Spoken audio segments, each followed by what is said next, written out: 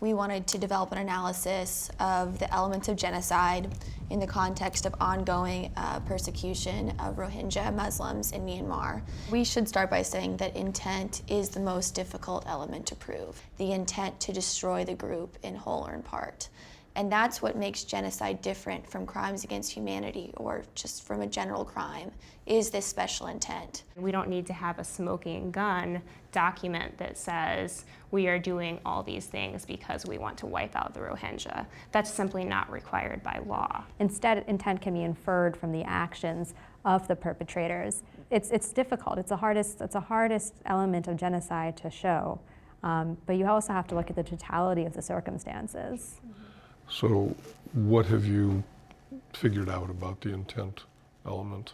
There are a couple of documents that, taken together with the actions, lead us to believe that there is a strong likelihood of intent.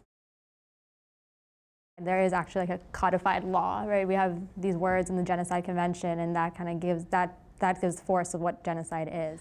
And that definition is any of the following acts committed with intent to destroy in whole or in part a national, ethnical, racial, or religious group as such. A, killing members of the group. B, causing serious bodily or mental harm to members of the group. C, deliberately inflicting on the group conditions of life calculated to bring about its physical destruction in whole or in part.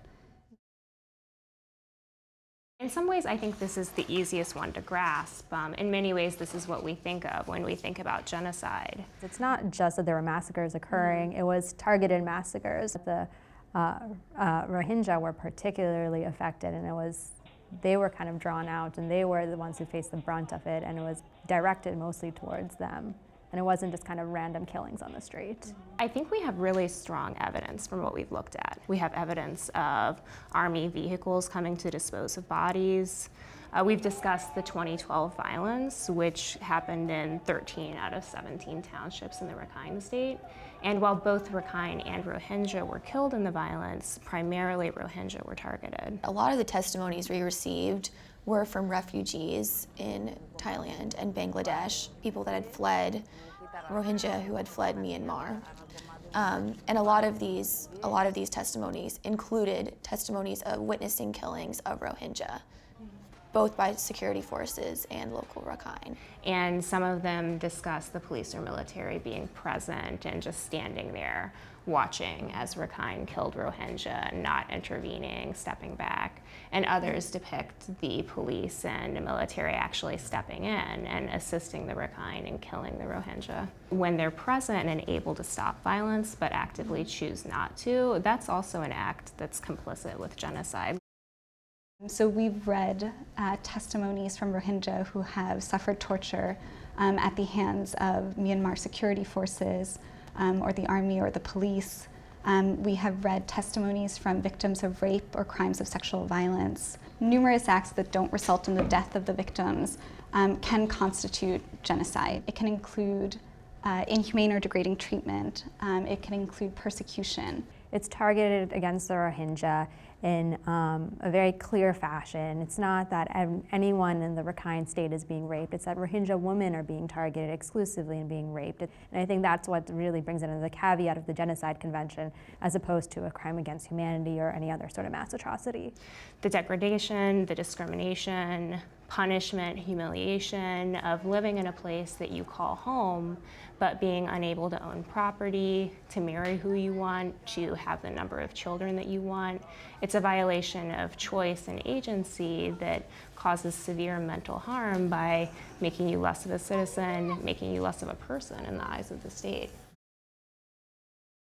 These acts would lead to a slow death of the victims, and that's where the destruction, whole or in part, comes from. These acts don't have to be immediate, but they, over time, would lead to the destruction of the group. This can include a number of different acts, including the deprivation of resources needed for the group's physical survival, such as food, sanitation, clean water, medical care, clothing, shelter.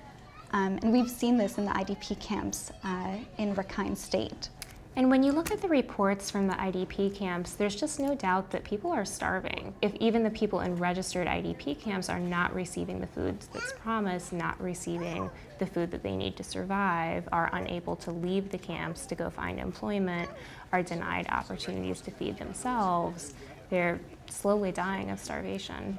And it's not just food. There are no hospitals in the IDP camps, and as well, there were a number of NGOs that attempted to provide healthcare services to the Rohingya, and they've been effectively denied at this point. I mean, we know Medicine Sans Frontières were prohibited from working in the area. And those two together are what's really leading to the destruction. There have been policy addendums that go towards local policies for local law enforcement that say, get Rohingya to use birth control, get them pills, get them birth control injections when they're in clinics, because we need to control this population growth. And these restrictions are just getting worse. There's an express fear of the Buddhist population being eclipsed by the Muslim population in Myanmar, and especially in regards to the Rohingya. This rhetoric has now manifested itself into state law. Given the scale of atrocities being committed and the way that people and politicians talk about Rohingya, we think it's hard to avoid a conclusion that intent is present. Assuming that that evidence is credible, that it's comprehensive, that it accurately reflects what's going on the ground, we think we have strong evidence to believe that genocide is occurring.